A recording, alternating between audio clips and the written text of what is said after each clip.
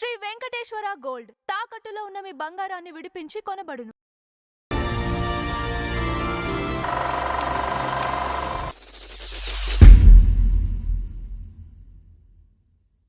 నమస్కారం నందహరిచంద్ర గారు. నమస్కారం రాజబాబు గారు. సరే, ఈరోజు మన ఫ్లాష్ బ్యాక్ లో కర్ణాటక సంగీత కళాకారుల్లో పద్మశ్రీ, పద్మభూషణ్, పద్మ విభూషణ్ పొందిన కళాకారులు ఒకరు ఉన్నారండి. ఒక్కళ్ళే ఉన్నారు, ఏకైక వ్యక్తి మంగళపల్లి బాలమురళీకృష్ణ గారు. ఏమండి, ఇక తిరుగులేని కళాకారుడు. ఏమండి, చేత సంగీతంలో అంతటి వైభవాన్ని చూసిన, అంతటి గౌరవాన్ని పొందిన వ్యక్తి మరొకరు లేరంటే ఈ రోజు ఆయన గురించి మాట్లాడుకుందాం. ఏమండి, మన భారతీయ సంగీతాన్ని, ఏమండి, మన భారతీయ సంస్కృతిని, ఔన్నత్యాన్ని దేశ విదేశాల చాటిన మహావిద్వాంసులు బాలమురళీకృష్ణ గారు.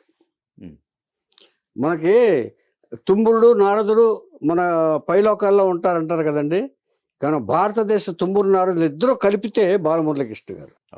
జాతీయ అంతర్జాతీయ పురస్కారాలు పొందిన ఏకైక వ్యక్తి మంగళపల్లి బాలమురళీకృష్ణ గారు. ఈయన్ని తిరుమల తిరుపతి దేవస్థానం వారు ఆస్థాన విద్వాంసులుగా గౌరవించారు. ఆ తర్వాత శృంగేరి పీఠాధిపతులు వారు కూడా ఆస్థాన విద్వాంసులుగా గౌరవించి ఆయన్ని అక్కడ ఆ పీఠం పదవి ఇచ్చారు, ఆయనకి గౌరవించారు, పదవితో గౌరవించారు ఆయన. అంచేత సంగీతానికి, మన దేశ సంగీతానికి వటవృక్షం లాంటి వారు మంగళంపల్లి బాలమురళీకృష్ణ గారు. 72 మేళకర్త రాగాల్ని క్రియేట్ చేసి పుస్తకం రాసి, దాని తర్వాత సెంట్రల్ గవర్నమెంట్ ఆఫ్ ఇండియా ఏం చేసిందంటే దాన్ని ఈ సంగీత రికార్డింగ్ వారు ఏం చేశారంటే వాళ్ళు 9 సంచికలుగా రికార్డ్ చేసి వేశారు, ప్రచురించారు. అది ఆ బుక్లోంచి తీసి మేళకర్త రాగాన్ని మదించి మొత్తం రాగాలు క్రియేట్ చేసి ఆయన 72 మేళకర్త ఇది ఇచ్చేశారు అనమాట. అంటే కొత్త రాగాలు అలాంటి మిక్స్ చేశారు, కొత్తగా క్రియేట్ చేశారు, కొన్ని తాళాలను క్రియేట్ చేశారు, రాగాలను క్రియేట్ చేశారు. రాగాలు తర్వాత చెప్తాను. ఏమండి, ఇంతటి మహాకళాకారుడు. అంచేత ఎప్పుడు మధనమే, సంగీత మధనం. మన భారతదేశం యొక్క పుణ్యం ఏంటంటే ఇలాంటి వాళ్ళు ఉండటం. నన్నయ్య తెలుగువాడు, ఎర్రప్రగడ తెలుగువాడు, మన పోతన శ్రీరామచంద్రుడిని దర్శించి రాసినవారు. అలాంటి వారి పక్కన చేరదగిన కళాకారుడు మన బాలమురళీకృష్ణ గారు. వీళ్ళందరూ మన తెలుగువాళ్ళు, ఈయన కూడా మన తెలుగువారు. తర్వాత 400 కంపోజిషన్స్ ఓన్గా చేశారు. దేశ విదేశాల్లో 25,000 కచేరీలు చేశారు. 25,000 కచేరీలు. ఏది మన ఇండియా కాక మొత్తం కచేరీలు చేశారు. ఏమండి, అంతటి అఖండ కళానిధి ఈయన. అసలు సంపూర్ణ సంగీతాన్ని ప్రజలకు పంచిపెట్టిన ఇది, ఎంతోమంది శిష్యుల్ని తయారు చేసిన మహానుభావుడు ఈయన. ఏమండి, ఈయన తూర్పుగోదావరి జిల్లా రాజోల్ తాలూకాలో శంకరగుప్తం అనే ఊళ్ళో పట్టాభిరామయ్య గారు సూర్యకాంతమ్మ దంపతులకు 1930లో జన్మించారు. ఈయన శంకరగుప్తం అనే ఊళ్ళో అక్కడ. ఏమండి, ఆయన పుట్టిన 13 రోజులకి పాపం తల్లిగారు మరణించారు. తల్లిపాలు అదృష్టం దొరకలే ఆయనకి. పుట్టిన 13వ రోజుని తల్లిగారు మరణించారు. మరణించిన తర్వాత ఆలనా పాలన మొత్తం పట్టాభిరామయ్య గారు చూశారు. పట్టాభిరామయ్య గారు చూసి ఆయన అలా పెంచుతూ స్కూల్కి పంపించారు. ఆయన ఫస్ట్ పంపిస్తే చదువు ఎక్కల. చిన్నప్పటి నుంచి ఆ రాగాలు, తాళాలు, సంగీతం మీద ఆ స్మెల్ ఉంటుంది కదా, పూర్వజన్మ సుకృతం, ఆ జన్మ యొక్క సంస్కారం ఉంటుంది కదా, దాంతో సంగీత స్కూలు ఇంట్రెస్ట్ చూపించలే. సో ఈ ఫాదర్ కూడా సంగీత పాఠాలు బోధిస్తేవారు ఆ ఊళ్ళో. శంకరగుప్తంలోనూ సంగీత పాఠాలు బోధించే ఉపాధ్యాయుడు ఆయన కూడా ఒక చోట నేర్చుకున్నాడు ఆయన. ఇప్పుడు ఈయన బాలమురళి గారికి చదువు ఎక్కట్లేదని తెలిసిన తర్వాత ఏం చేశారంటే ఆయన బెదవాడ తీసుకొచ్చేసి ఆయన్ని, కుర్రాడిని తీసుకొచ్చి 4వ సంవత్సరంలో 5వ సంవత్సరంలో తీసుకొచ్చేసి పారుపల్లి రామకృష్ణయ్య గారని ఉన్నారు. త్యాగరాజ పరంపరలో ఏంటంటే కొప్పరాజు ఈయన ఒకళ్ళు, మన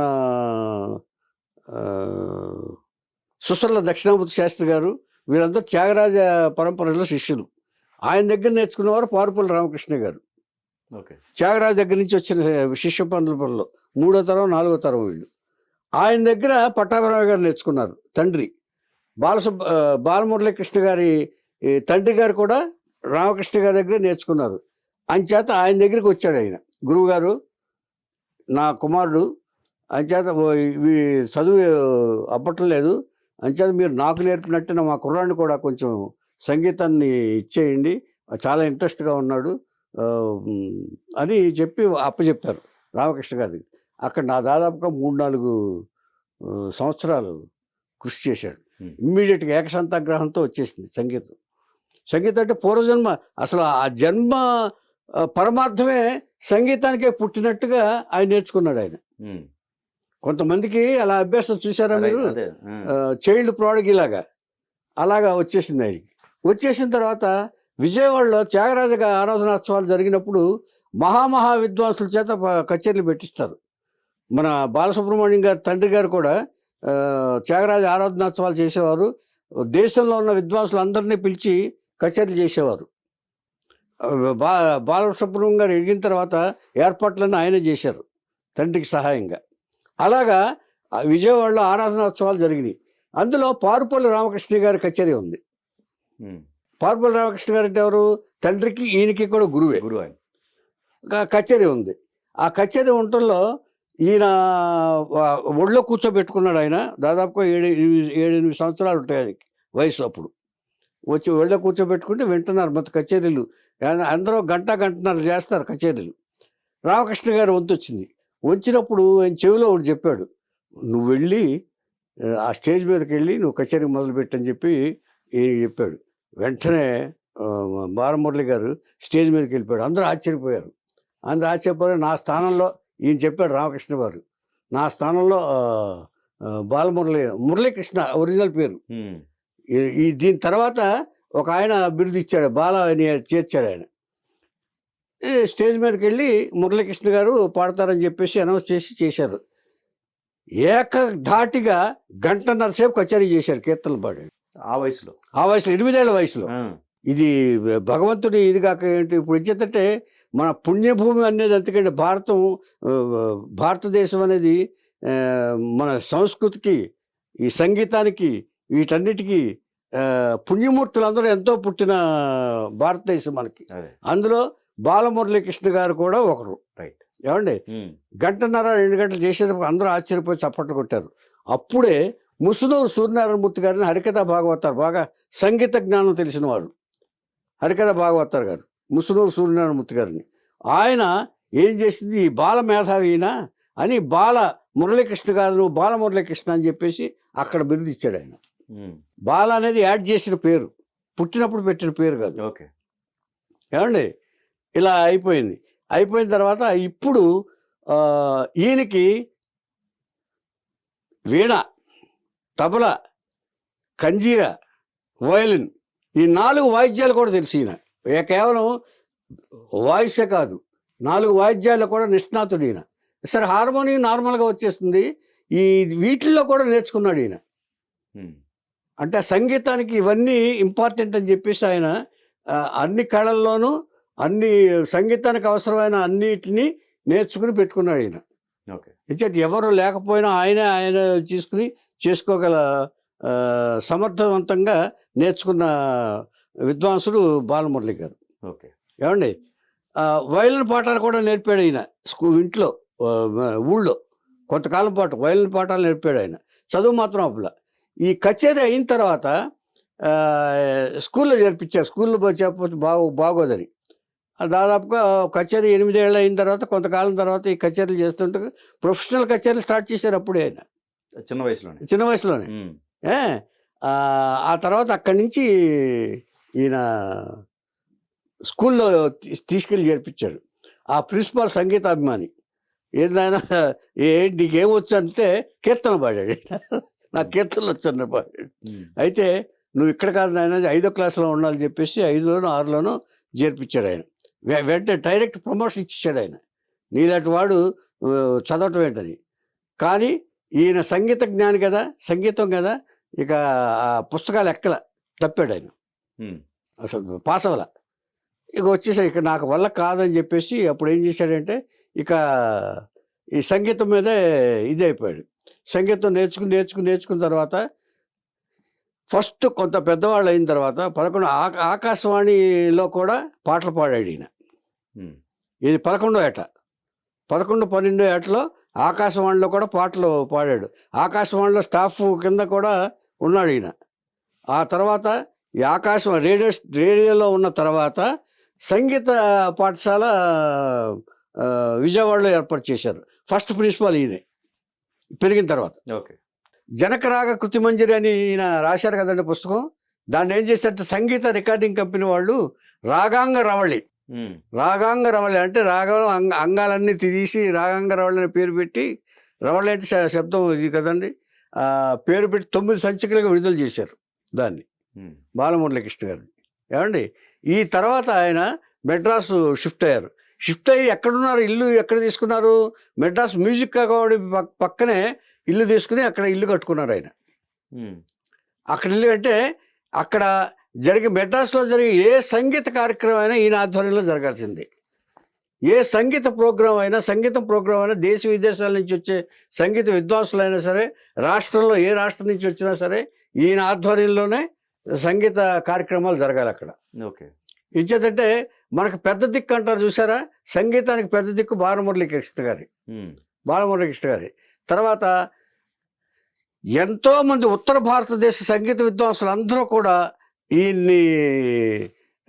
ఈయనతోటి కాసేపు మాట్లాడాలని, కాస్త కచేరీ చేయాలని, ఆయనతోటి కచేరీ చేయాలని ఆయన గురించి కోరి వాళ్ళు వచ్చి చేసేవాళ్ళు, కచేరీలు చేసేవాళ్ళు. ఆయనతో మాట్లాడి ఆయన పాట వినాలని, పాట వినిపించుకునేవాళ్ళు.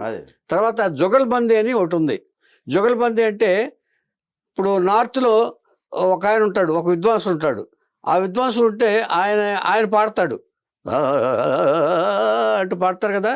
ఇక ఇప్పుడు బాలమురళి గారు పాడతారు దానికి కౌంటర్గా. ఇది జుగల్బందీ అంటారు దీన్ని. అంటే competition between north and south. Okay. Balamurali గారు దాన్ని కంపీట్ చేసి అందరిని ఆహా ఓహో అనిపించుకున్నారు. భీమసేన్ జోషి గారిని ఆయనతోటి ఒకసారి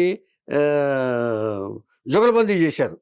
జుగల్బందీ చేస్తే బాలసుబ్రహ్మణ్యం గారు అసలు విపరీతమైన మంచి పేరు తెచ్చుకున్నారు. ఆయన తెలుసా అంటాడు. చేశారు, మీరు చూసారా? చూడలేదు. భీమసేన్ జోషి గారు అంటారు ఆయన. ఆయన బాడీ లాంగ్వేజ్ ఇలా ఉంటుంది. ఈయన చూసి ఈయన అసలు ఏం కదలకుండా ఆయన సంగీతంతో పాటు బాడీ లాంగ్వేజ్ బాగా ఇదిగా ఉంటుంది భీమసేన్ జోషి గారిది. అది చూసినాడు బాగా అర్థం అవుతుంది ఇప్పుడు నేను చెప్పింది. ఈయన చాలా ఇక మామూలు తాపిగా ఇచ్చేసేవాడు. తర్వాత ఫ్లూట్ విద్వాంసు హరిప్రసాద్ చౌరాసియా గారు, ఆయన కూడా జుగల్బందీయే. ఆయన వాయిస్తూ ఉంటే ఈయన పాడాలి. ఆయన ఫ్లూట్ వాయిస్తూ ఉంటారు, స్వరాలన్నీ, కీర్తనలు, కృతులు అన్నీ వాయిస్తూ ఉంటే ఈయన దానికి కౌంటర్గా ఈయన పాడాలి. తర్వాత ఈయన ఫ్రాన్స్ వెళ్ళినప్పుడు ఒక ఆయన ఇది ఇన్స్ట్రుమెంట్ వాయించి మీరు పాడగలవా అని చెప్పి ఛాలెంజ్ చేశాడు. ఆ ఇన్స్ట్రుమెంట్ ఏమి చెప్పలే, విషయం ఏం చెప్పలే. విన్నాడు ఆయన, బాగా విని దానికి కౌంటర్గా ఈయన పాడేశాడు. ఆయన ఏం పాడాడో దానికంటే గొప్పగా ఈయన పాడేశాడు. అప్పుడు చెవాలియర్ ఆఫ్ అంటే ఒక మగాడు అని, చెవాలియర్ అంటే తెలుసు కదా, మగాడు అన్న ఇది ఫ్రాన్స్లో చెవాలియర్ ఆఫ్ ఆర్డర్ అనే ఒక పెద్ద బిరుదు అది ఫ్రాన్స్లో. ఆ బిరుదు ఈయనకి ఇచ్చారు. అంటే ఆ సంగీతం ఛాలెంజ్లో, ఆ జుగల్బందీ ఛాలెంజ్లో ఈయన గెలిచారు.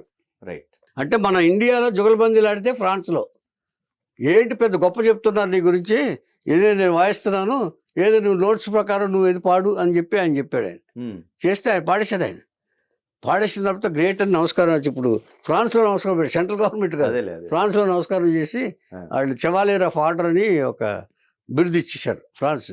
అంతటి గొప్ప కళాకారుడు ఈయన. ఇక ఈయన 1939 నుంచి ప్రొఫెషనల్ ఇది అంటే 9వ ఏట నుంచి కచేరీలు ఇస్తున్నారని చెప్పాను ఇందాక నేను.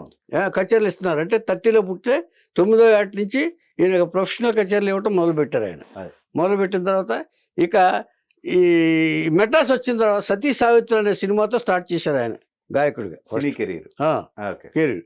తర్వాత ఈ సినీ కెరీర్ స్టార్ట్ చేసిన తర్వాత చాలా పాటలు పాడుతున్న తర్వాత ఇక మేజర్గా చెప్పాల్సింది ఏంటంటే మన నర్తనశాల గుర్తుంది కదా, నర్తనశాలలో సలలిత రాగ సుధారస సారం సర్వకళామయ నాద వినోదం, అది విజయలక్ష్మి డాన్స్ చేస్తూ ఉంటుంది నర్తనశాలలో. ఎవరికి కీచకుడికి ఎదురుగుండా ప్రొజెక్షన్ అనమాట ఇది ఆ నర్తనశాల. తర్వాత మేఘ సందేశంలో పాడనవాడి కళ్యాణిగా స్వరరాణి పాదాల పారాణిగా పాడనవాడి కళ్యాణిగా అదొకటి. తర్వాత గుప్పెడు మనసులో మౌనమే నీ భాష ఓ మూగ మనస అని అదొక పాట. ఏది సుజాత యాక్ట్ చేసింది గుప్పెడు బాలచంద్ర పిక్చర్లో మౌనభూషణ్. తర్వాత అన్నిటికంటే ముఖ్యమైనది భక్త ప్రహ్లాద. ఆది అనాదియు నీవే దేవా అది అదొక పాట. ఇక అలాగా భక్త ప్రహ్లాద్లో చాలా పాటలు. అసలు భక్త ప్రహ్లాద్లో ఆయన యాక్టింగ్ కూడా చేశాడు. ఆయన ఎలా చేశారంటే పాటలు పాడటానికి బాలమురళీకృష్ణ గారిని పిలిపించారు. ఆయన బాలమురళీకృష్ణ గారు పిలిపిస్తే సార్ ఈ క్యారెక్టర్ ఇంత పాటలు బాగున్నాయి కదా, ఈ క్యారెక్టర్ నేను ఎందుకు వేయకూడదని మీరు చెట్టి గారిని అడిగాడు. ఏవిఎం గారు పిక్చర్, ఏవిఎం పిక్చర్ అది. చెట్టి గారిని అడిగితే అయ్యో మీరు వేస్తానంటే మాకు అంతకంటే అదృష్టమే ఉందని చెప్పి నారదుడి క్యారెక్టర్ ఆయన వేశారు. చాలా బాగా చేశారు కూడా.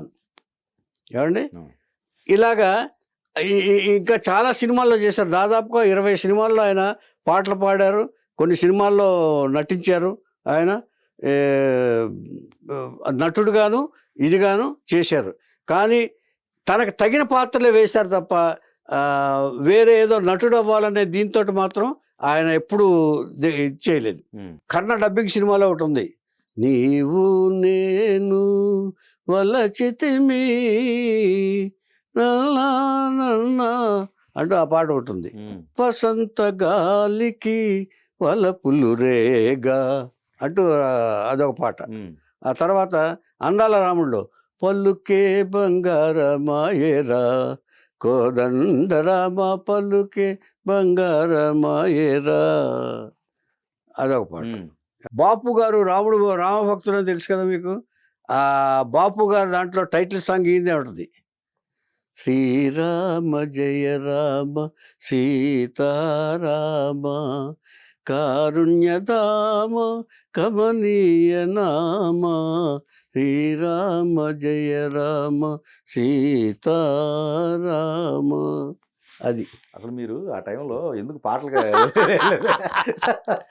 చరణాలు కొలిచే నగుమోము చూసే సామ్రాజ్యమిచ్చావు కారుణ్యధామ భక్తి సామ్రాజ్యమిచ్చావు సాకేతరామ నీ పేరు జపింప ఈడేరు కోర్కెలు నేనెంత నుడియింతు నా భాగ్య గరిమా శ్రీరామ జయ రామ సీతారామ.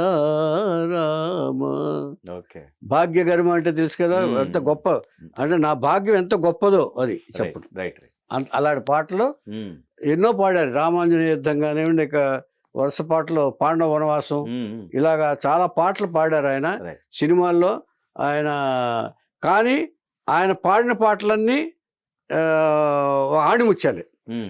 తర్వాత ఉయ్యాల జంపాలో ఒక పాట ఉంది, బ్యాక్గ్రౌండ్ సాంగ్, ఏటిలోని కెరటాలు ఏరు విడిచిపోవు అదేదో ఉంది నెక్స్ట్ లిరిక్, అదొక పాట అండి.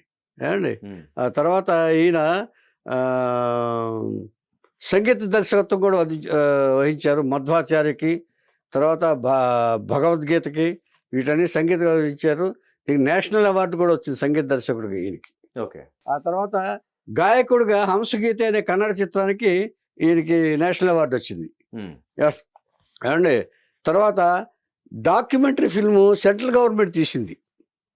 డాక్యుమెంటరీ ఫిల్మ్ మెలోడీ మ్యాన్ అని చెప్పి పేరు పెట్టి బాలమురళి గారి మీద documentary film central government of India ఆయన చేశారు. ఆయన ఒక సింగ్ గారు, ఆ సింగ్ గారి ఆధ్వర్యంలో బాలమురళి గారి మీద ఒక డాక్యుమెంటరీ తీశారు. అంటే దేశ విదేశాల్లో ప్రదర్శించడానికి. అంతటి గొప్ప గాయకుడు ఈయన. ఈ తర్వాత ఇక బిరుదులు చెప్తాను, అవార్డులు చెప్తాను. 12 PhDలు వచ్చినట్టే నమ్ముతారా మీరు? 12 PhDలు బాలసుబ్రహ్మణ్యం గారికి వచ్చినాయి. అంటే డాక్టరేట్లు. డాక్టర్ బాలమురళీకృష్ణ గారు అంటారు చూసారు, ఒక డాక్టర్ కాదు, 12 డాక్టర్లు ఉన్నాయి. తర్వాత సంగీత నాటక అకాడమీ అవార్డు వాళ్ళు ఇచ్చారు. Sangeetha Kalanidhi Madras music academy award, Rajalakshmi foundation award, doctor of letters Venkateswara university వాళ్ళు ఇచ్చారు. ఆంధ్ర యూనివర్సిటీ గౌరవ డాక్టరేట్ ఇచ్చారు, PhD. Doctor of science Andhra university ఇచ్చారు. Doctor of letters Andhra university వాళ్ళు ఇచ్చారు. సంగీత కళా శిఖామణి బిరుదు, Mahatma Gandhi silver medal from UNESCO, Natya Kala Shikhamani, Sangeetha Kala Sarathi, Sangeetha Virinchi, lifetime achievement award, global India music academy award, first citizen award Vijayawada, wisdom man of the year Nada Maharshi, Nrityalaya aesthetics society, సంగీత కళానిధి, గాన గంధర్వ, గాయక శిఖామణి, జ్ఞాన శిఖామణి, జ్ఞాన చక్రవర్తి, జ్ఞాన సాగర, గాన పద్మ నాదజ్యోతి, నాద మహర్షి, గంధర్వ గాన సామ్రాట్, గాన కౌస్తభ గాన కళాభూషణ, జ్ఞానసాగర, కాళిదాస్ సమ్మాన్ కొత్త రాగాల సృష్టికర్త, మధుర మనోజ్ఞ మంగళ నాదాల శిరోమణి. తర్వాత ఈయన కొత్త రాగాలు సృష్టించారంటే గణపతి, లవంగి, మహతి, సర్వశ్రీ అనే 4 రాగాలు సృష్టించారు. తాళాలు కూడా కొత్త రాగాలు సృష్టించారండి వాళ్ళు ఆయన. ఏమండి? తర్వాత పాండవ వనవాసం, దొరికితే దొంగలు, జయభేరి, సతీ సావిత్రి మొదలైన చిత్రాల్లో గుప్పుడు మనసు ఇవన్నీ చెప్పాను నేను. గుప్పుడు మనసు ఇవన్నీ చెప్పాను, నర్తనశాలు చెప్పాను. తర్వాత మా గురువుగారి మేఘ సందేశం కూడా చెప్పాను. దాంట్లో యాక్ట్ కూడా చేశారు, పాడింది ఆయనే, షూట్ చేసాం మేము. నాగేశ్వరరావు గారికి ఇన్స్పిరేషన్గా ఉంటుందని ఆయన పిలిపించారు. అది మేఘ సందేశం. ఏమండి?